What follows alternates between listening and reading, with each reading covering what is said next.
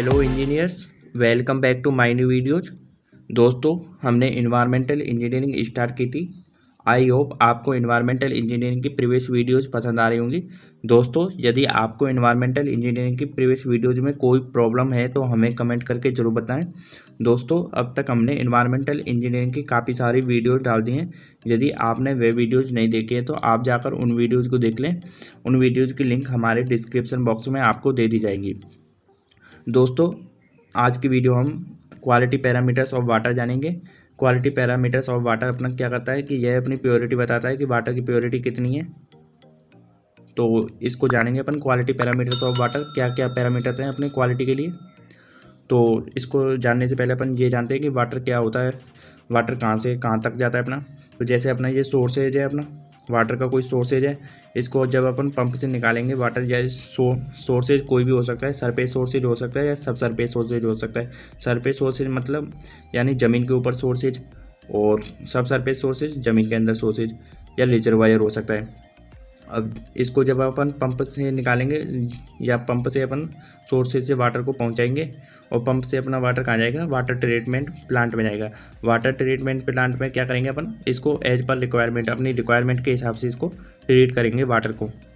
और जैसे अपन रिक्वायरमेंट कोई सी भी हो सकती है, अपनी ड्रिंकिंग पर्पज हो सकता है, हाउस होल्ड हो सकता है, या वॉशिंग हो सकती है, या इंडस्ट्री के लिए हो सकता है वाटर ट्रीटमेंट प्लांट।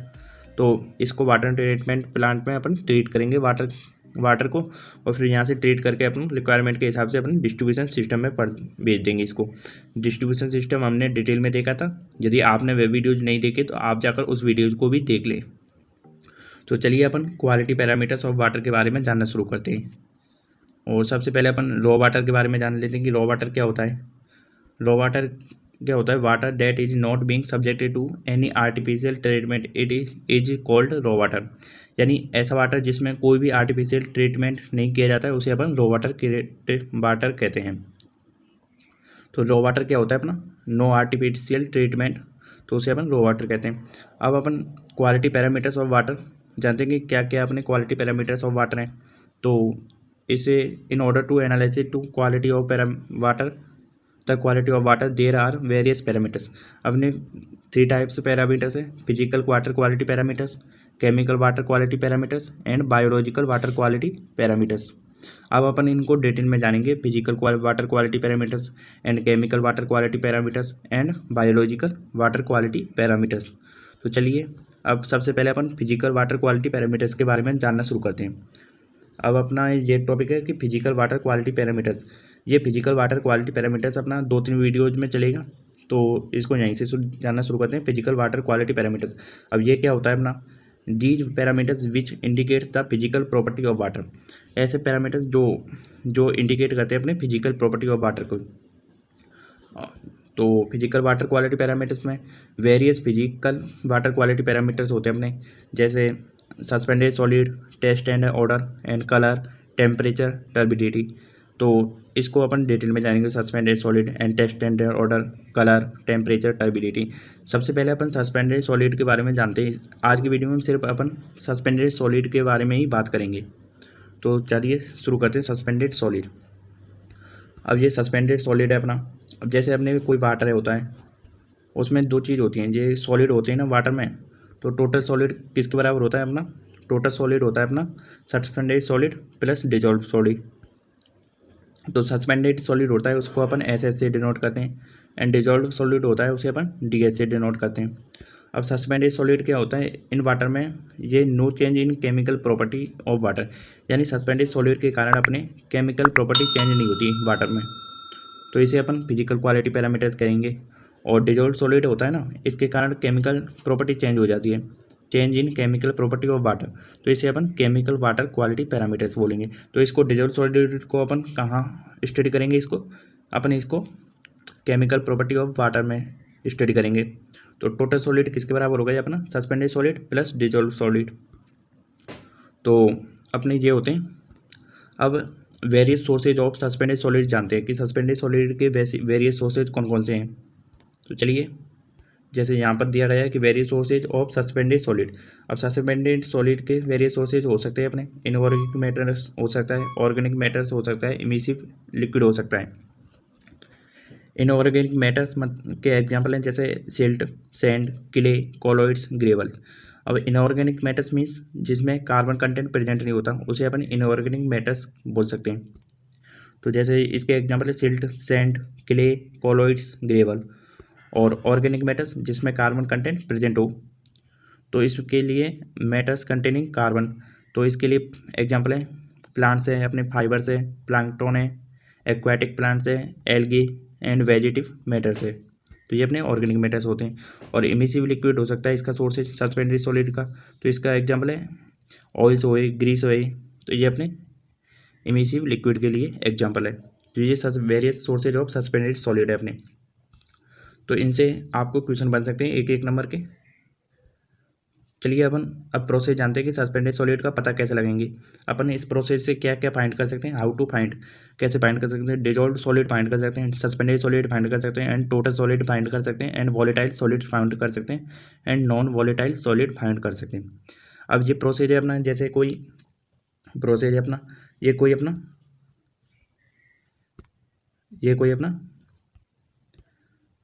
अपना बीकर है। तो इसमें अब क्या है, वाटर सैंपल है, तो इसमें डिजॉल्व सॉलिड भी होंगे और सस्पेंडेड सॉलिड भी होंगे।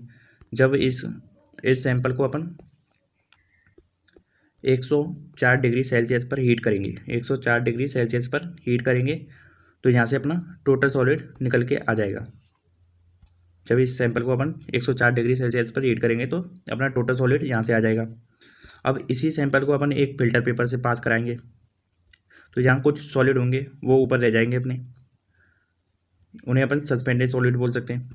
और जो यहाँ से जो वाटर निकलेगा उसे अपने एक बीकर में ले लेंगे। तो ये अपना इसमें अपने वो वाटर ले लिया, तो इसी वाटर को यहाँ पर जो डिजॉल्व सॉलिड होंगे तो उसको 104 डिग्री पर पुनः हीट करेंगे, 104 डिग्री सेल्सियस पर, तो यहाँ से अपना डिजॉल्व सॉलिड आ जाएगा। ये फिल्टर पेपर्स की रेंज क्या होती है अपनी 0.045 माइक्रोमीटर टू 0.2 माइक्रोमीटर तक होती है। अब ये फिल्टर है अपना, इससे यहाँ से अपना डिजॉल्व सॉलिड आ गया, यहाँ से अपना टोटल सॉलिड आ गया। अब अपन सस्पेंडेड सॉलिड बता सकते हैं। सस्पेंडेड सॉलिड कैसे बताएंगे, total solid minus dissolve solid कर देंगे, ये अपना सस्पेंडेड सॉलिड आ जाएगा। अभी अपन इस प्रोसेस को डिटेल में जानेंगे। थोड़ा अपन इसके impacts of suspended solid in water की बात कर सकते हैं कि क्या क्या इस इम्पैक्ट हो सकते हैं सस्पेंडेड सॉलिड के वाटर में के द्वारा। तो इसके इम्पैक्ट हो सकते हैं, साइकोलॉजिकल इम्पैक्ट हो सकता है जैसे स्ट्रेस, डिप्रेशन, इसके साइकोलॉजिकल इम्पैक्ट हो सकते हैं अपनी बॉडी पर अगर वाटर में सस्पेंडेड सॉलिड प्रेजेंट है तो। और प्रोवाइड्स स्ट्रॉन्ग एडजॉर्प्शन साइट, ये स्ट्रॉन्ग एडजॉर्प्शन साइट प्रोवाइड करता है।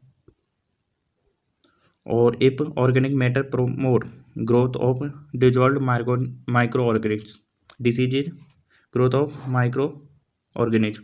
जैसे अपने वाटर कंटेंट में अपना ऑर्गेनिक मैटर प्रेजेंट है तो वहाँ चांसेज है कि माइक्रो ऑर्गेनिज्म जनरेट होंगे, क्योंकि ऑर्गेनिक मैटर्स होता है जो अपना फूड किसका होता है, माइक्रो ऑर्गेनिज्म का।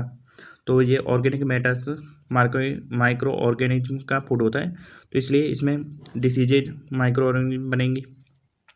और यहाँ अपना इंक्रेस्टेशन हो सकता है, अपना का इंक्रेस्टेशन हो सकता है अपना। इंक्रेस्टेशन मतलब चॉकिंग ऑफ पाइप हो सकता है सस्पेंडेड सॉलिड के द्वारा अपना इंक्रेस्टेशन या चॉकिंग ऑफ पाइप। जैसे कोई अपना ये वाटर है, ये पाइप है और इसमें वाटर फ्लो हो रहा है क्यों डिस्चार्ज से, यहाँ अपना सस्पेंडेड सॉलिड जमा हो गया, लॉन्ग टाइम में होता है ये, तो यहाँ अपने चॉकिंग ऑफ पाइप हो जाएगा। अब इसके थोड़ा और इसके बारे में जानते हैं।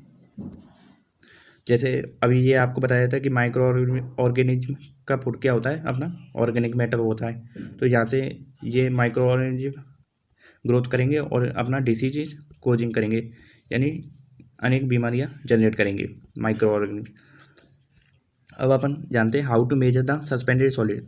जो भी प्रोसेस की बात कर रहा था वो अपन इस जानते हैं how to measure the suspended solid. आप सस्पेंडेड सॉलिड को कैसे मेजर करेंगे, तो इससे अपन क्या क्या फाइंड करेंगे। इस प्रोसेस से अपन टोटल सॉलिड फाइंड करेंगे, एंड डिजॉल्व सॉलिड फाइंड करेंगे, एंड सस्पेंडेड सॉलिड फाइंड करेंगे, and inorganic suspended solid find करेंगे, ऑर्गेनिक सस्पेंडेड सॉलिड फाइंड करेंगे, इनऑर्गेनिक डिजॉल्व सॉलिड फाइंड करेंगे। तो अपन इस प्रोसेस से total solid, dissolve solid, suspended solid, inorganic suspended solid, organic suspended solid, and inorganic dissolve solid find करेंगे। जैसे अब ये प्रोसेस अपन जानते हैं, डिटेल में जानेंगे इस प्रोसेस को। ये कोई अपना बीकर है, इसमें वाटर सैंपल है अपना। तो इस सैंपल को जब अपन 104 डिग्री सेल्सियस पर हीट करेंगे, 104 डिग्री सेल्सियस पर हीट करेंगे तो अपना टोटल सॉलिड प्राप्त हो जाएगा। अपन यहाँ से टोटल सॉलिड फाइंड कर लेंगे 104 डिग्री सेल्सियस पर हीट करने पर। और यदि इसी सैंपल को अपन इनिशियल सैंपल को एक फिल्टर पेपर से पास कराएंगे तो यहाँ कुछ सॉलिड बच जाएंगे और जो वाटर जाएगा उसको अपन दूसरे बीकर में ले लेंगे और यहाँ अपने डिजोल्व सॉलिड आएंगे। जब इस डिजोल्व सॉलिड वाले सैंपल को अपन कितने 104 डिग्री सेल्सियस पर पुनः हीट करेंगे, 104 डिग्री सेल्सियस पर पुनः हीट करेंगे तो यहाँ से अपना डिजोल्व सॉलिड आ जाएगा। तो अपन सस्पेंडेड सॉलिड पर जा सकते हैं। यहाँ टोटल सॉलिड आ गया, अपना डिजोल्व सॉलिड आ गया, तो total solid minus dissolve solid कर देंगे तो अपना सस्पेंडेड सॉलिड आ जाएगा। या अपन सस्पेंडेड सॉलिड डायरेक्ट भी फाइंड कर सकते हैं। जैसे यहाँ आपने क्या किया है कि यहाँ जो कुछ सॉलिड हुए हैं सस्पेंडेड सॉलिड अपने, तो इनके साथ कुछ वाटर भी होगा, तो वो वाटर होगा जो उस वाटर इन सॉलिड और वाटर को अपन 104 डिग्री सेल्सियस पर हीट कर दें तो अपना सस्पेंडेड सॉलिड भी आ जाएगा। तो यहाँ से 104 डिग्री सेल्सियस पर हीट करने पर सस्पेंडेड सॉलिड आ जाएगा। और ऑर्गेनिक में सॉलिड होते हैं जो अपने वॉलेटाइल नेचर के होते हैं, ये बहुत ही मोस्ट पॉइंट है। ऑर्गेनिक सॉलिड अपने वॉलेटाइल नेचर के होते हैं। वॉलेटाइल नेचर मतलब वेपराइज्ड नेचर के होते हैं। तो ये इसको जब अपन 600 डिग्री सेल्सियस से एंड 650 डिग्री सेल्सियस पर हीट करते हैं तो ये ऑर्गेनिक सॉलिड आते हैं अपने। अब ये कोई अपना बीकर है, वही इसमें वो इनिशियल सैंपल है अपना। तो जब इस सैंपल को अपन 600 डिग्री सेल्सियस से 650 डिग्री सेल्सियस पर हीट करते हैं तो अपना inorganic solid and non volatile solid and fixed solid प्राप्त होता है अपना। जब इसको 600 डिग्री से 650 डिग्री सेल्सियस पर हीट करते हैं तो अपना inorganic solid and non volatile solid and fixed solid प्राप्त होता है।